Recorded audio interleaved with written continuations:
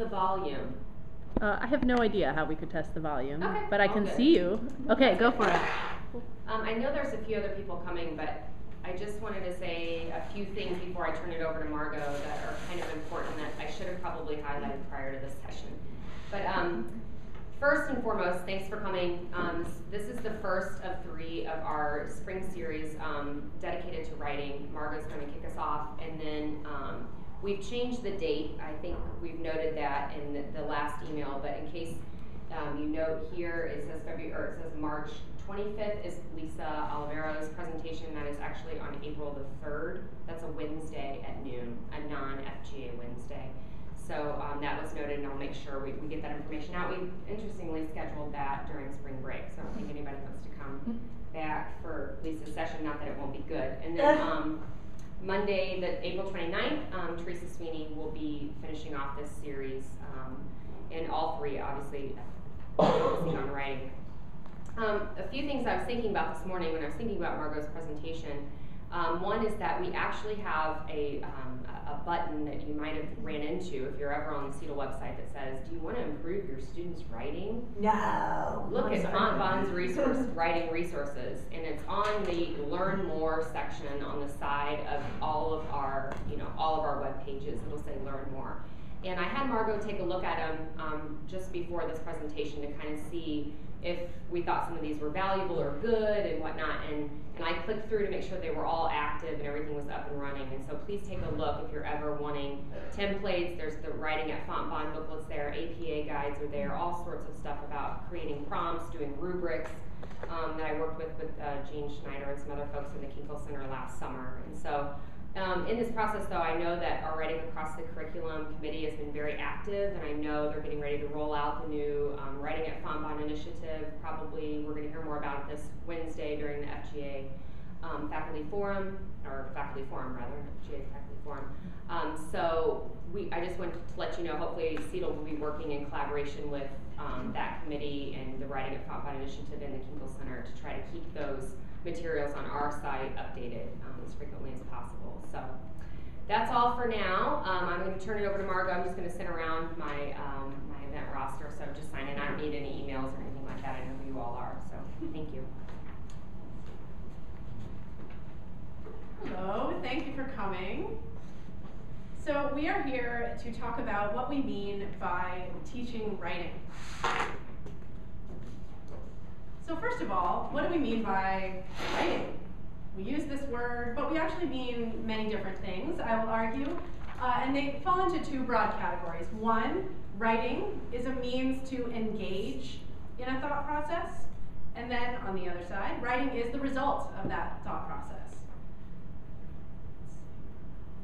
So on the first side, a way to engage in a thought process. If you think about writing this way, as the whole span of events that takes place from having an idea to coming up with that finished product, it requires all kinds of different aspects of us to do good writing. Curiosity and openness, the ability to synthesize ideas to bring together disparate types of experience and knowledge, the ability to apply philosophical and disciplinary constructs, and this is especially important when we talk about writing across the curriculum, so writing we might do in biology, writing we do in mathematics. It's also a way that we apply the rules of that game.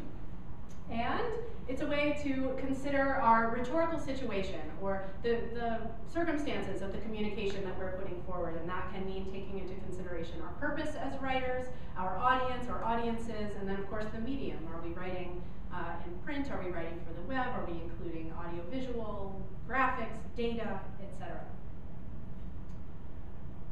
A good moment to point out that writing and subject matter are inextricably linked. So we're talking about a writing process that involves all these different aspects of us and our thinking. It also involves something outside of us, the subject matter that we are trying to address in some way. So instructors outside of English or disciplines that deal directly with writing may be worried about their ability to teach writing, and one reason not to worry is that writing is just a way to acquire subject matter. And if we think of it as that kind of tool, it's maybe less scary or seems less foreign to the biology teacher or math teacher. Rhetorical skills, the things that we learn in writing classes, are really only good if we employ them in service of ideas. In and of themselves, what they produce is BS. We've all seen papers come in where maybe the sentences are correct, there might not actually be any grammar errors in the whole paper, and yet we are unsatisfied with this. And most often it's because the ideas underlying the words on the page were not up to par, and those ideas are really where good writing begins. Writing as the result of a thought process. So we go through this thought process and end up with the words on the page, and they are a permanent representation of that complex, ongoing process that took us 2 weeks, or 3 weeks, or 8 weeks. Now we have something that can hold on to the complexity of that experience. It's a crucial tool in academic settings, in professional settings, and in our personal lives. So I like to emphasize to students that at some point a piece of writing is going to stand between you and something that you care deeply about. Maybe that's a job, maybe that's entrance to graduate school, maybe that's adopting a child. Writing is something that can change people's minds and make real things happen, can create action in the world. So if we emphasize this in whatever context makes sense in our classes, sometimes that can win students over to why writing is important and can help us understand as instructors why writing, apart from grammar rules, is important. So some of the goals of writing across the curriculum and the other groups on campus who think about writing, the Kinkle Center, the English department, the composition program, what are our goals? We want to emphasize the value of writing as a means of learning. So regardless of the subject matter, as I've been saying, the writing process is a way that we acquire information, that we synthesize, that we learn. We want to support campus-wide efforts to develop the core writing skills that apply in all kinds of writing, and then we also want to support discipline-specific writing. So in the departments, learning more about what kinds of writing students need to do in those disciplines and supporting those instructors to help students produce that writing well. The writing intensive courses that you will learn more about on Wednesday are intended to further all of those goals. So we have components of the criteria for writing intensive courses that aim at the core writing skills, components that aim at disciplinary writing skills. The instructors in writing intensive courses will indeed be required to teach writing, and we've heard some people worry, not be afraid of teaching writing, but worry that they may not be equipped to teach writing, and I'm here to say that indeed all of the instructors on campus are equipped to teach writing, and that you do not need to panic about these new courses. When we talk about teaching writing, we're not talking about teaching grammar. We're not talking about giving line edits, marking up student papers, making them perfect. You don't really need to have any, you don't even need to know how to name the parts of speech, and you'd still be able to improve your students' writing.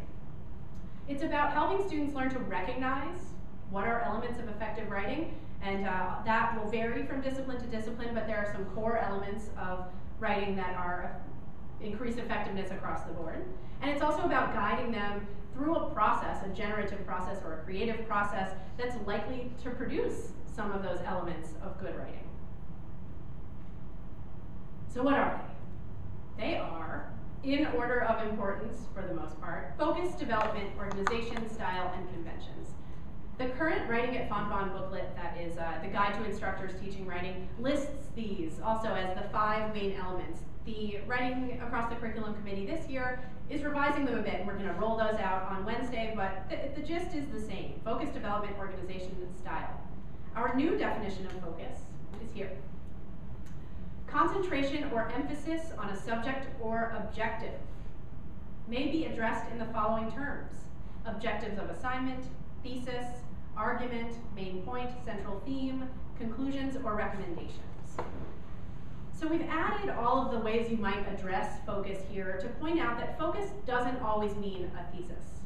Some types of writing don't have a thesis at all. A poem, for example, may be guided by a theme, may be guided by a central emotion. A piece of work may be guided by a question.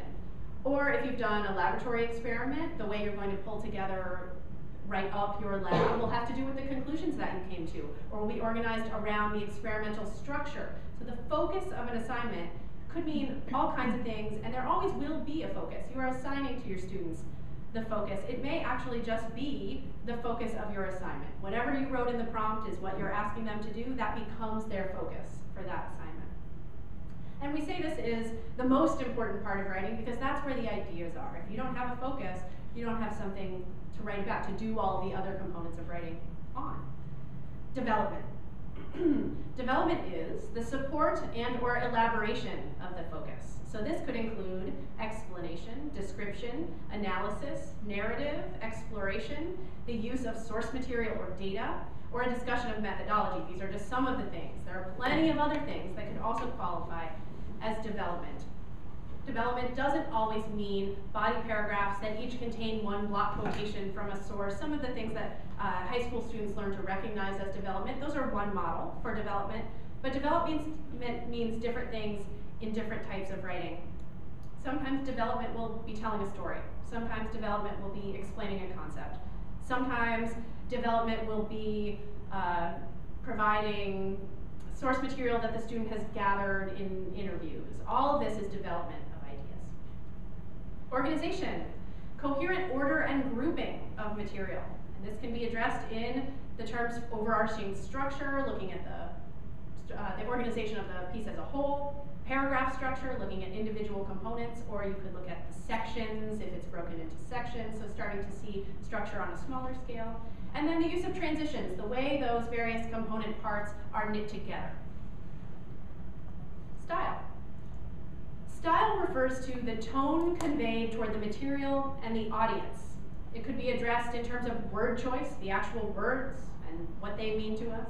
Sentence structure, the way that they are put together.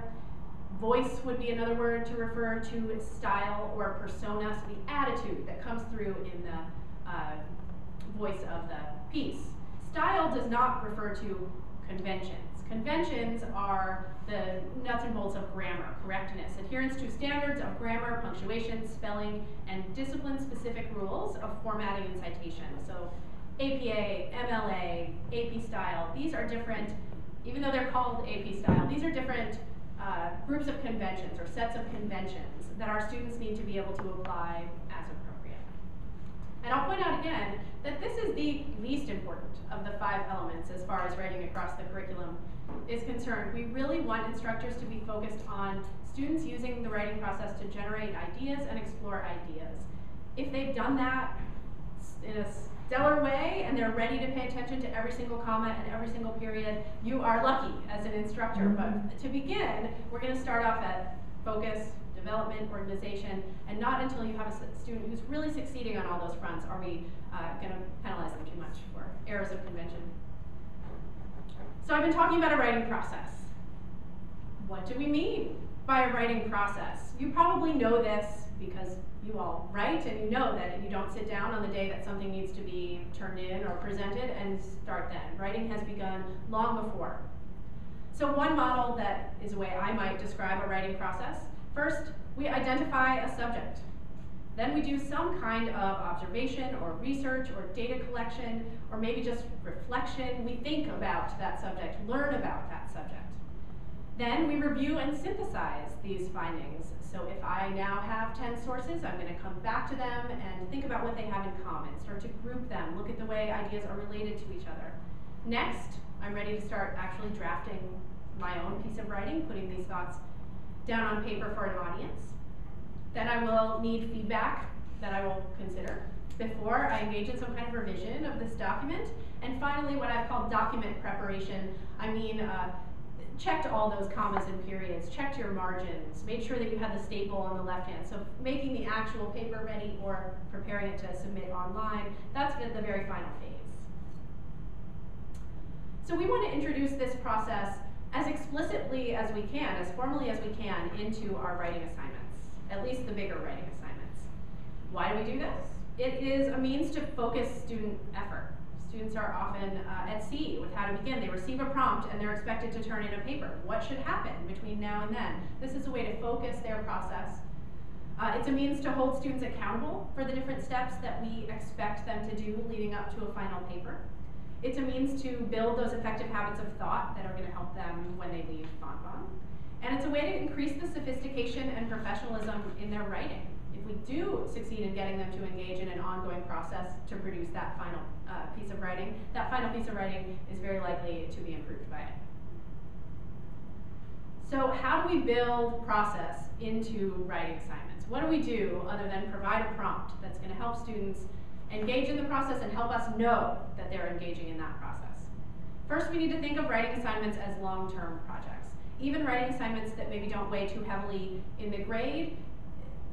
There are some writing assignments that happen spur of the moment, a blog post, for example, but anything that requires preparation, we want to build in a sense of that long-term project as we begin.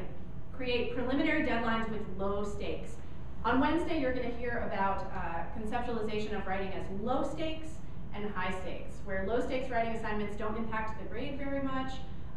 The student doesn't feel nervous about them or that he or she's being judged too harshly based on that work. So that's the kind of work that leads up to the high stakes graded writing. So creating preliminary deadlines that have low stakes. Evaluate or facilitate evaluation of work in progress. So instructors can give that feedback, or instructors can set up other forums for students to receive feedback from each other, to work with the Kinkle Center. There are many ways that we can ensure our students are getting some kind of feedback. So some specific examples of these things.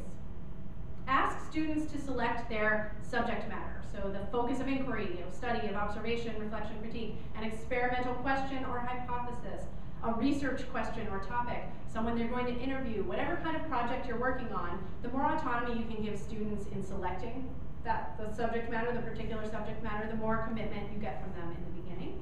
And it also gives you a chance to review. Suzanne pointed out, as I was discussing this a minute ago, that students are going to make bad selections of subject matter. And that's a good learning process for them too. If you build into your assignment a chance to say, hey, what are you planning to write about? Oh, you know, I think that subject might be too broad. How could we narrow it? It gives you a chance to get them started on the right foot.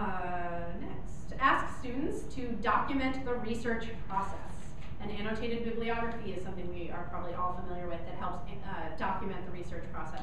A list of links, lab or session notes, a daily journal, transcript of an interview or notes from an interview, photos or videos of an event or whatever they may have observed, a database, if they've collected data that can fit into a database format. So there are many formats that might make sense that ask students to document the process of research.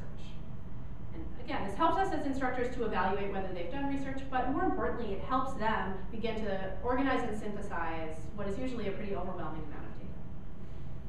Ask students to evaluate and synthesize information before they start drafting their paper, in or out of class. So this could mean asking them to write an outline. As I said, doing annotations or highlighting or otherwise engaging with that source material. Listing initial questions they have or areas of interest that they might want to pursue as they start writing. Listing it or writing an initial thesis statement or a statement of position. That's something that I often ask students to do in class before they're really ready to write their thesis statement, just to get them to take that first stab, to start the process even if they may be intimidated by it. Or a summary of initial conclusions or recommendations that have come out of that research process. Again, these are just some of the forms that this could take. Ask students to produce their drafts in stages. Another favorite of mine is to have an introduction workshop. Ask students to have a session where you might discuss what an introduction should do ideally, and then have students bring a draft of an introduction. And we often can read them in a small class, read them all in class. It's usually 1 or 2 paragraphs.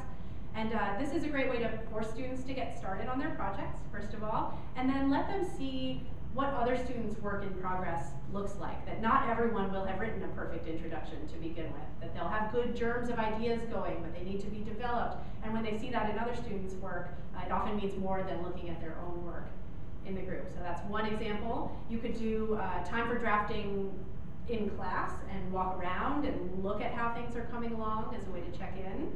Ask for a body paragraph or a section of the paper and have workshop or small group review in class or outside of class.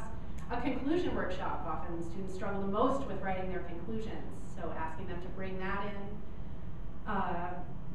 Next, provide or organize feedback and encourage or require revision. So instructor comments on drafts are what most of us are familiar with as a way to provide feedback. This is only one of many ways that instructors can provide feedback, and not all of them are as tedious and time-consuming as commenting in the margins. Conferences, you could meet one-on-one with students, you could meet in groups with students. As I said, they often benefit more from seeing each other's work in progress and hearing critiques of other people's papers than they do themselves. Usually they start to hear the same messages again and again, too. Peer review, that can happen online, in class, it could be one-on-one, it can be in Margaux groups. Session 2 of the Writing at Fontbonne series is going to pay close close attention to different models for peer review. Workshop discussion, so full group discussion, or what I do sometimes is guided discussion of student work. I'll select 1 or 2 examples and put them up on the overhead and discuss them all in real time as a group. We, at the end of the process, can review the disciplinary style guidelines and requirements that apply to the assignment. So it's a good time to address plagiarism or academic honesty, to address what's appropriate in your profession. If you're doing a lab report, if you're doing a write-up of a clinic observation, what are the standards that are expected of you in that form? We can suggest the use of the Kinkle Center. In session 3 of the writing sessions will be about the Kinkle Center resources and how to help our students take the best advantage of them. So as I come to a conclusion of my talking anyway, I'm going to make a basketball analogy. Writing is like playing basketball. It's a complex set of skills, and it has to be developed and coordinated through practice. To learn to play basketball, you have to play basketball. I say this to my students a lot. You can't just read about playing basketball. You can't just listen to me talk about playing basketball. You can't just dribble the ball. You gotta get out and play basketball. And if you want to do this at a professional level in your practice, you have to approach it in a professional way. So as instructors, we are these professional players, and we are coaching the novice players. We don't have to be experts in writing. We're just experts at doing what we do, practicing our discipline. And here are students doing that same thing. So we need to try to create game-like conditions, create assignments that ask them to perform in the way that they will be asked in the professional world, motivate them to get up and play, help them understand why it's important, why we have been doing this for so long, what's meaningful to us about writing. Provide constructive feedback and support learning from experience. So like a coach on the basketball court, there is someone providing guidance, but if we just provide guidance and the students aren't also engaging in the process, it doesn't mean much. We want to provide guidance that helps them understand what they're learning down there. Oh, I'm on video doing a weird little dribbling move. So by teaching writing, we have the opportunity to encourage students to develop and value their own ideas. This is one of the things that is most meaningful to me about seeing students really engage with writing, is that they take ownership of their thoughts and realize that they can participate in high-level conversation. We help students internalize the disciplinary standards that they will need when they leave here. And we encourage, in general, respect for effective communication, which applies across the disciplines and across most parts of our lives. So thank you. That's the presentation. And now I'd love to hear any questions you have, or if you want to talk about particular writing assignments. I don't know what you want to talk about. Your experience in basketball. I didn't know about this. Was a surprise to me. It's an analogy. I have a couple of questions, Yes. Margaux. But first, with the focus development organization style, in our writing classes now, and others can speak to this, do the students recognize this process, like, that we're looking for? I mean, if I were to put something, like, for example, if I were to create, would it be helpful at all if I were to create an assignment and use this language? Could the students, are they seeing that in their other classes to where they can start to eventually be catching on that this isn't just in their E&G classes, these are in all their classes that we're hoping that they get? Okay. This is a great question. So the Writing at Fontbonne rubric has existed, and I know instructors have been encouraged to use those terms in class. I don't know if that's been happening or to what extent that's been happening. So one of the things that Writing Across the Curriculum and the Kinkle Center are going to focus on is distributing these more widely, the revised definitions of these terms, and helping instructors create rubrics that start with that generic language and then customize it so that you can have a rubric that says focus and then defines what focus means for your particular assignment. Okay. So those are some of the materials that we hope to produce in the coming year. Okay. And maybe next year would be a time for a session about rubrics in particular. And then with that, I guess, is that mainly centered on the courses that will be considered writing across, meaning they're writing across the curriculum requirement, or? We're focused on those courses because instructors are required to teach writing, and we want to be sure that they know what that means and feel comfortable doing it. But of course, any instructor who gives writing assignments is welcome to use these resources, and we would love for every instructor to be talking about focus, to be talking about development, to really give students a sense of what the terms mean and then how flexible they are in different Right, types that's of my writing. whole thing, is so that they can see interdisciplinary wise Yes. that this isn't just for my English class, that I have to design my papers, you know, Yes, this in and they're this going to way. be faced with Okay. new writing assignments or new types of writing throughout their lives, and these are tools that they can use to approach writing they've never been asked to do before. My other question is, could you talk just a little? I really like the idea of the workshops, because, and maybe this is something to hold off until we get to Lisa's session, because I know she's going to specifically talk about revisions and things like that. But so I'm struggling with finding a better way to. I have the students do their assignment in stages, and so they develop a research question, and they create an introduction, or further develop the research question, and then they go through this process. But as they hand them to me, I revise and make all my comments, and then I give them back, and I make them keep that sheet and then staple it with the new Right. things that are coming. Yes. Okay. So per usual, one of the problems is that they lose the sheet. Okay. Okay. So then with the introduction section, I have been trying to, it's because it's 2 pages tops, I can run a quick copy and just have one just in case, because sometimes it's very time consuming for me to do the revisions, and then if they lose them, whatever. But then I decided that was getting insane, because the other portions of their paper are so much bigger. So So these if you thought workshops, about yeah, this, just I well- thought maybe that might be a Yeah, so with an introduction, 2 pages, you would probably not want to try to get through a lot of people's introductions in the full group. That's a pretty long introduction. But Okay. if you had volunteers for that assignment to bring 5 introductions in, and you look at 5 of them, I found if you look at 5, you're going to address all of the problems that you'll see in the rest of the papers as Mhm. well, and you'll give the students a chance to see them. So that would be one way to do it as a group, if you wanted to either comment on them in advance and come explain your comments, or look at them Okay, ahead because see, and that's change, what I was just edit getting them ready to together. ask. Like, how does that process? Let's say we're having a workshop day. Like, do you do the prep work prior? Like, they submit I something and then don't. you bring it in? I'm very comfortable in the workshop format, so I just let them show up and bring your 10 paper copies, we pass them around, we take 2 minutes to read quietly, and I make my notes, and then I ask for comments from the group. So Okay. what do you all notice about this introduction? And an important thing with workshop is setting up some expectations the day before. So I will Mhm. have said, I expect your introduction to have this, this, and this. And then I can ask the students, when they're looking at their peers' work, see if they have this, this, and this, or to what extent do they have this, this, and this. And then I'll ask them to contribute, and they do contribute, and I'll be ready to fill in with the points that don't come up in student discussion. Okay. Another suggestion would be to do conferences. So you end up taking up class time to Yeah. meet one-on-one, but I don't know all of the studies behind it. I know that many studies have shown that line edits given to students to review on their own are not a very effective way to get them to learn the underlying lessons that are either about organization or grammar or development, whatever they're about. The Mhm. line edits are not particularly effective. And I found that just practically speaking, having a student turn in a paper to me, I have to find the time to write all over it, I have to give it back, they're going to have to find the time to review those comments, to think, oh, I have a question.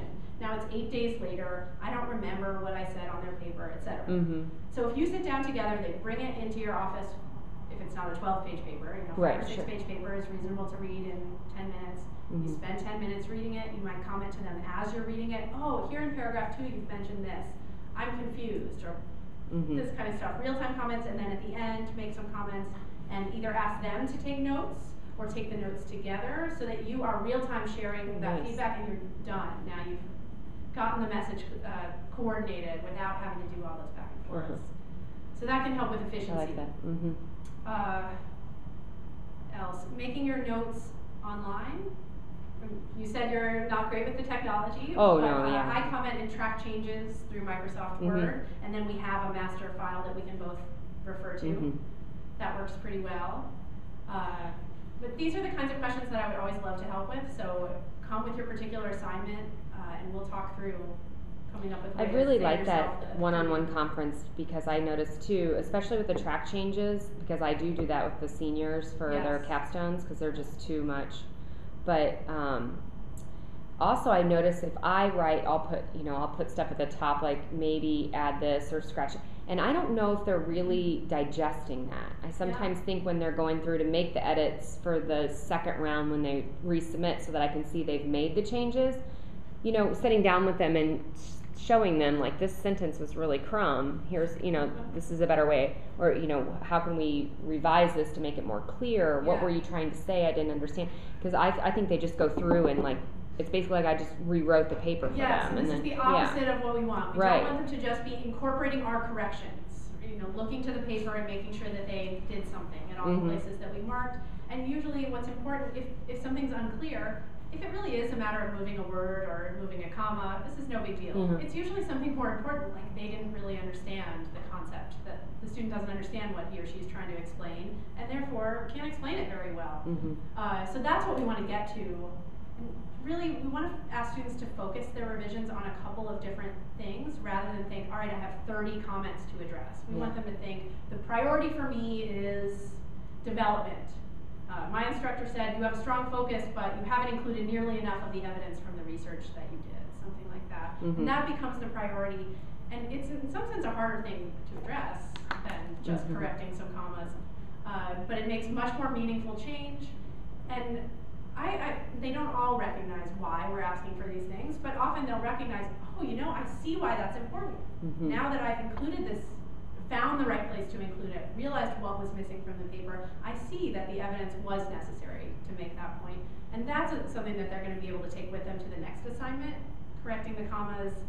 Maybe they bother to learn that rule, but they could have done that a long time ago. Okay, great. Thank you so much. Focusing your comments. Take the pressure off yourself because it's, as you say, it's not effective to mark everything. No. That's And wrong. I really worry about that with the track changes too, because that's just clicking. I mean, then they're just ping, ping, ping. This is a good point. So when I use track changes, I don't correct any of I don't delete things, I don't put commas in. If it's a really sophisticated writer and we're at the end process, I might do that. But I just make comments. I highlight a whole paragraph and click comment and say, I can tell that this paragraph is intended to explore blank, but it shifts and becomes about this other thing, something like that. Or this paragraph would be a great opportunity to describe your interview with so-and-so, or something like that. And it's easier to make those comments if you have been involved with that student's project from the beginning and you know that they did that interview or found that really great source or whatever it is. You can draw on some of that knowledge. Anytime, I've read some studies that suggest anytime that you can get the student to write the comment herself or himself, passes through their brain and through their body, and they are much more likely to internalize it than if you write the comment. And even if you sort of read it over with them, you know, you can do that in conferences certainly, but also in a workshop situation in a class. I find it pretty useful to, you know, stop with one student and say, you know, rewrite that. And now move to another student and work with them, and then you have them processing their own stuff. Yes, and then checking in again at the end of a workshop discussion or at the end of a conference and saying, so, what are the main things that you're going to be working on as you revise? Being sure that they've clarified. Even if it's only one thing, it's hard enough to address one thing in a piece of writing. We've all had those moments where we've commented on something and then you're reading this paper and it's kind of like a little clunky here or there or not so clear, and all of a sudden it's like, ooh, beautiful, lovely prose. I'm like, that's so fantastic. I wrote that. I wrote that sentence. You weren't supposed to just take my sentence and put it in your paper. You were supposed to think of it as a prototype of a possible sentence that could be in the paper.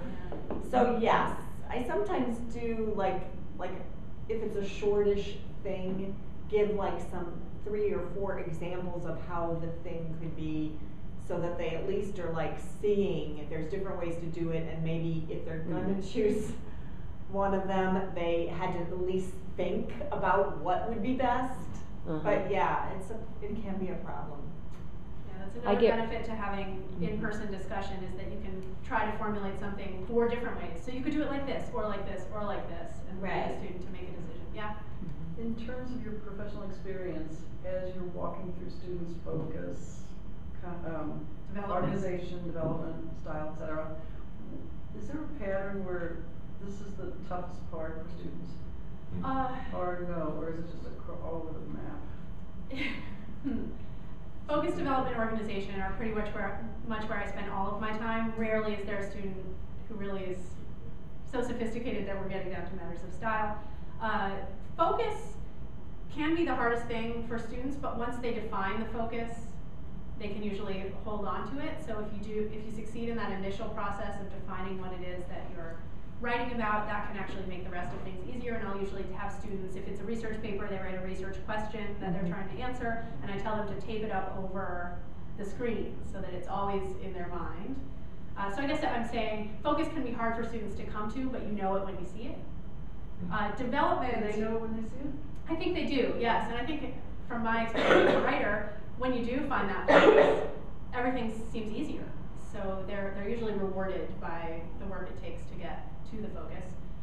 Development can be really challenging, yes. And some students, I don't think really, it's hard to understand what development is exactly. So pointing this out in what you read is a good way to help them see development, that even a textbook paragraph has development going on in it. And then showing other students writing, and this is where seeing work in progress can be really valuable to students. They're so used to seeing only published, fully developed work that they don't see that continuum between what they're writing that has really no detail and what they read that's fully detailed. So you see other students starting to add detail, they see a couple examples that don't have enough, and then they see one that does, and that clicks often. Not that they'll immediately be able to produce that, but they'll see the difference between enough detail and not enough detail. And development isn't all about detail, but that can be a way to approach, an initial way of framing what development is the appropriate level of detail for the piece of writing. And then organization can't really come until those first two elements are there. So you often see disorganization when there are weaknesses in the first two, but it's something you can't quite address until those first two are there. And then it usually seems pretty obvious that things go together or should be in order, ABC. And there are some more straightforward tricks for evaluating how well something is organized than how well developed. So I'm going to say, after that long answer, development is probably the most complicated here and toughest for students to grasp. Yeah, I vote development too. You get the student who gets a lot of stuff, but and gets that examples have to be adduced to prove points, but doesn't get deepening or doesn't get acceleration of those things. It doesn't get that it needs to go somewhere once you know. And I think what they learn in high school, there's a topic sentence, there's the quotation, and then there's another transition sentence, is really stops them from developing their ideas because they think, oh, well, the building blocks are in place, that must be a full body paragraph, and it doesn't really do anything. So you have to break them of those habits and help them see the paragraphs differently. Did you find that once they get development the first few times in their developmenters?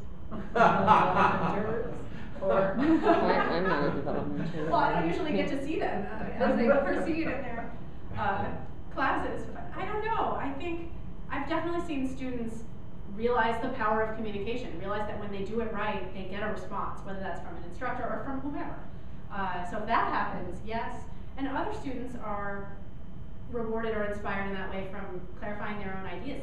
The feeling of, I don't really understand, to, oh, wait, yes, I do. I did learn about this. I do know something that others don't know. So those can be reasons for them to commit to the process, because the more they practice, the better they get. It's just whether they're going to commit to that practice. But it's also important to remind students that no piece of writing is ever done. No one has ever stopped becoming a better writer. That it's mysterious and hard and upsetting and frustrating every time I try to write something. So I usually say, if I'm really frustrated, I can't figure this out, then I say, you're doing it right. Way to go. So give them the freedom to not know what they're doing and to write something that they scrap and to let them know that that's actually the right thing to be doing and not a mistake on the way to that final piece. Margaux, how do you feel about, I just heard you mention giving an example from like a textbook or something just to show them how, you know, you have the focus and here's the development and have them kind of look at that paragraph or look at that piece, whether it's a page. What do you think about using or have you used like former student papers? I do sometimes use former student papers. Okay. This is sort of a different topic about whether to give examples of the work that Yeah, you're looking this for, is- and that varies depending on what your goals are. Okay. I try to withhold examples as long as possible because students are inclined to copy the Yeah. I mean, not literally plagiarize the example, but to really try to have the same number of sentences in your paragraph and Yeah. the same number of paragraphs on the page. Like, okay, well, this one was good. And obviously, those are not the right way to approach using an example. So I will wait until students are already well into their own writing process and have started their own drafting, and then show them an example so that they try to incorporate what they're already doing with what they see in the work. And I also try to bring student work that has problems so that I can, and then we look at it together and I'll say, these are the strengths of this piece of work, but here are some areas that the student still could have improved. In other cases, like if you're doing lab report or some kind of clinical write-up that goes to a supervisor, then there's a strict form that the piece of writing needs to be in, and then you might need to give an example from the start. Thank you so much. All right, thank you so much for being here. I'm looking forward to the rest of our writing initiatives. About the jump shot. Did you play basketball? Yeah. In middle school. No, I don't know why. I think I just use it because